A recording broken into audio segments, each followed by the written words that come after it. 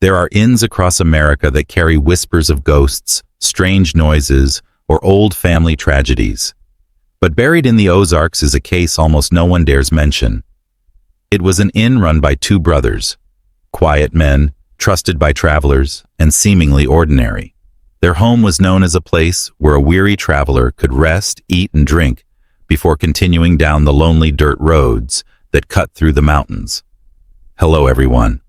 Before we start, make sure to like and subscribe to the channel and leave a comment with where you're from and what time you're watching.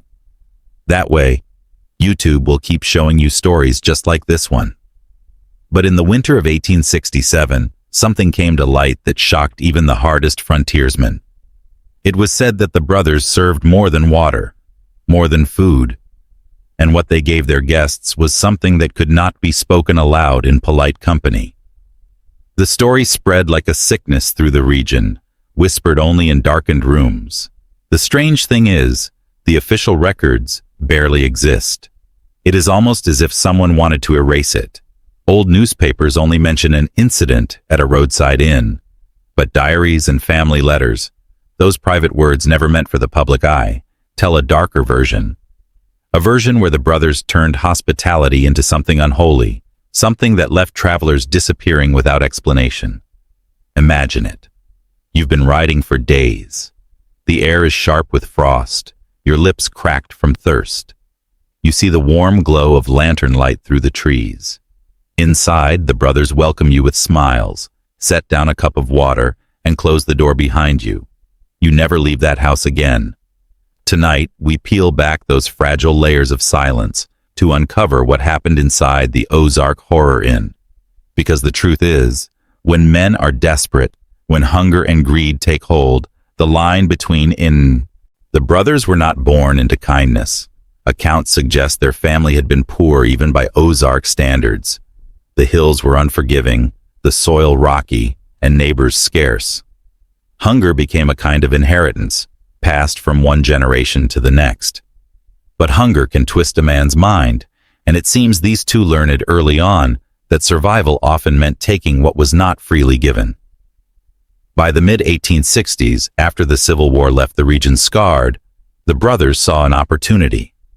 Roads that cut through the Ozarks carried not just soldiers returning home, but peddlers, wanderers, and men with coin in their pockets. An inn, placed just right, could capture them all. On the outside, it was a blessing for travelers. On the inside, it was something else entirely. Letters recovered years later described the brothers as polite, but strange. One traveler wrote that their eyes lingered too long as he drank from his cup. Another noted that their meals tasted odd, though he dared not refuse them. And others never wrote again. They vanished, their names appearing only in the desperate notes of relatives asking if anyone had seen their kin. There are reports of neighbors who claimed to hear cries in the dead of night, not the cries of wolves, nor the drunken fights of passing soldiers, but human cries, muffled, cut short. Yet when asked about it, the townsfolk only shook their heads. In places like the Ozarks, survival often depends on silence. Asking too many questions can make you the next name whispered by others. The most unsettling detail comes from a farmhand who claimed he worked briefly at the inn before running off in terror. He described buckets of water carried into the cellar, but never back out. He spoke of stains on the floorboards that the brothers scrubbed at with ash. And worst of all, he swore the food tasted like nothing he'd ever known before. The winter of 1867 brought a bitter cold to the Ozarks, and with it the brothers' darkest season. Snow covered the narrow roads, forcing travelers to seek shelter wherever they could find it. The inn became a beacon in the storm, warm light glowing from its windows, the smell of firewood drifting into the trees. But what waited inside was not warmth. Survivors, few as they were, told unsettlingly similar stories. The brothers insisted on pouring the water themselves, never letting a guest fill their own cup. Their smiles seemed forced, their voices too soft, as if rehearsed. One guest described their hospitality as a trap disguised as kindness. Some claimed the water tasted different, metallic, heavy, as if laced with something. Others remembered the strange silence of the inn. No laughter, no chatter, only the steady creak of old wood and the brothers' footsteps moving above them at night. And in the morning, travelers found themselves dizzy, weak, sometimes too ill to continue their journey. A few stayed behind, resting in upstairs rooms they never left. It wasn't just water. The meals themselves carried suspicion. Portions were meager, yet the brothers always seemed well fed, their frames sturdy in contrast to the gaunt faces of their guests. A soldier returning home from the war described the stew he was given, thick, greasy, and filled with meat he could not place. He pushed it away, unsettled by the brothers' fixed gazes as he ate.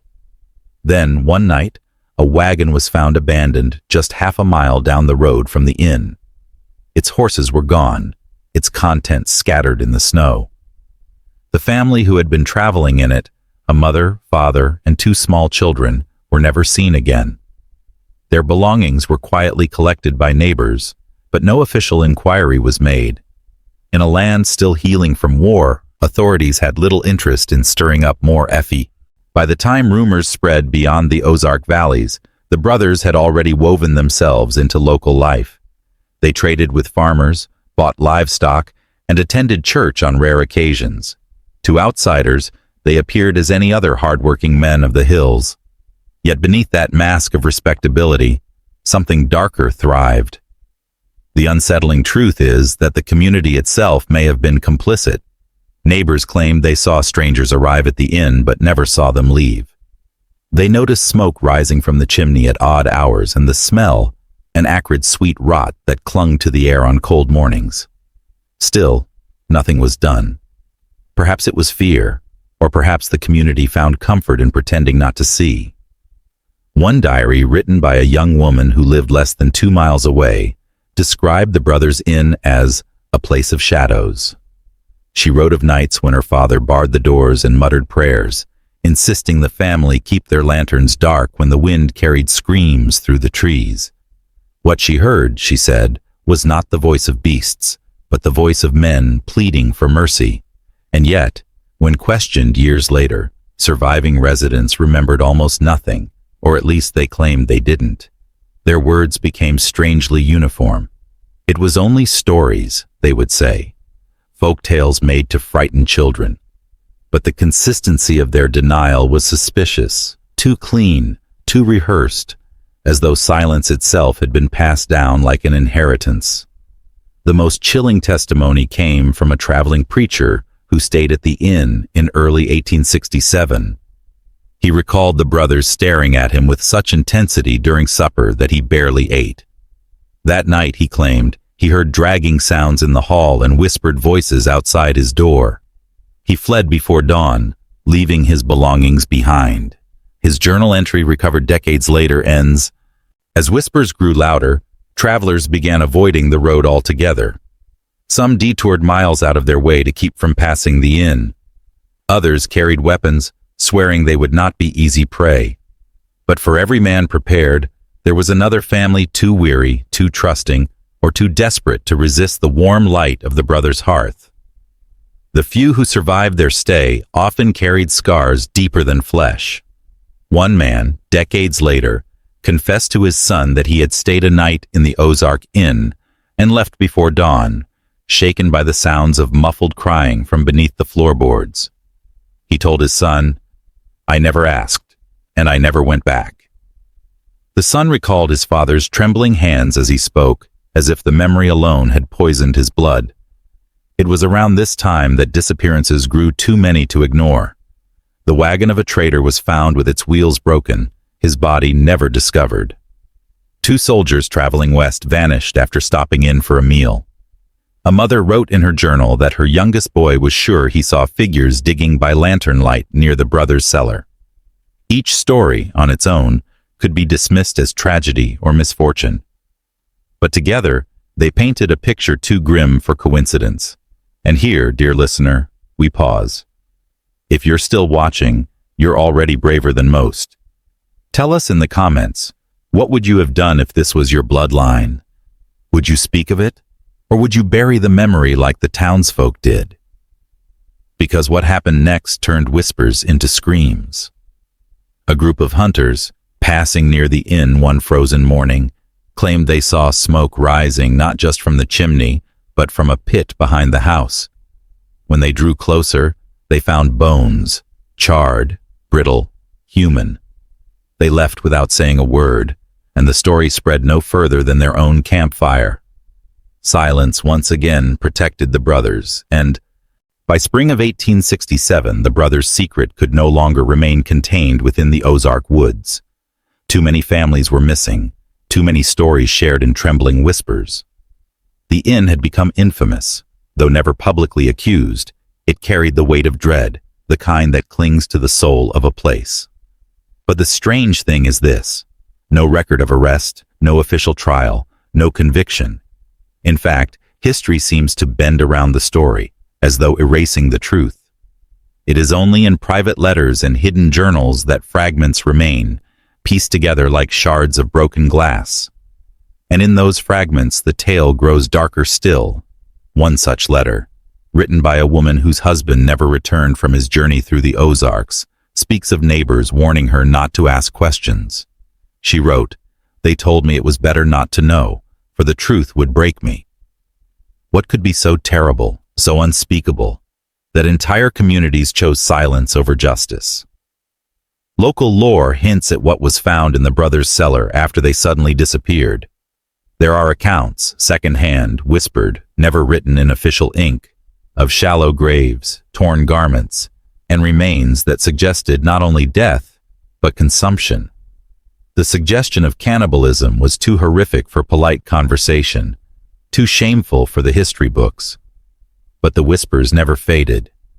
Perhaps most chilling of all were the reports of travelers who claimed to see lantern light flickering inside the inn long after the brothers were gone. Some swore they heard movement within its empty halls, as if the dead themselves had taken up residence where they were once betrayed. For generations the cabin stood as a rotting shell, avoided by those who lived nearby. The brothers' fate remains uncertain. Some claimed they fled west, blending into the chaos of post-war America. Others said they were killed Q. Today, the Ozark Horror Inn survives only in fragments. Whispers, legends, and scraps of testimony too fragile to stand as official history. No court record bears the brothers' names. No gravestone marks their end. What we have instead is something far more unsettling. Silence. A silence that feels intentional, deliberate, like a wound covered over, but never healed. Generations later, locals still tell the story in hushed tones. Some say they pass the site of the old inn and feel watched, as if the forest itself remembers what happened there. Others refuse to speak of it at all, changing the subject with a nervous glance, as though repeating the tale might summon the brothers back. It is a silence that tastes of guilt, shame, and fear. And this is what makes the Ozark Horror Inn more than just a ghost story. It is a reminder of how communities bury the things they cannot face. What do we do when survival turns men into monsters? Do we record it, face it, learn from it? Or do we scrub it away until only shadows remain? The story of the brothers is not only about their crimes, but about the silence that followed. A silence heavier than the screams that echoed from that cellar. Because silence, too, can kill. It can strangle truth, erase memory, and allow the darkest deeds to rot beneath the surface, unchallenged and unspoken. And so the inn remains, a place remembered not by history books, but by whispers passed along in kitchens, around campfires, in diaries, tucked away in attics. A reminder that sometimes the most frightening stories are not those written in blood, but those never written at all. This was the Ozark Horror Inn, the story of two brothers who served more than just water in the year 1867. A story history tried to erase, but one we will not let be forgotten. Thank you for watching. If you found this story unsettling, make sure to subscribe and share it with someone who thinks history has no dark corners. And remember, next time you stop at a lonely inn, ask yourself, what exactly are you being served?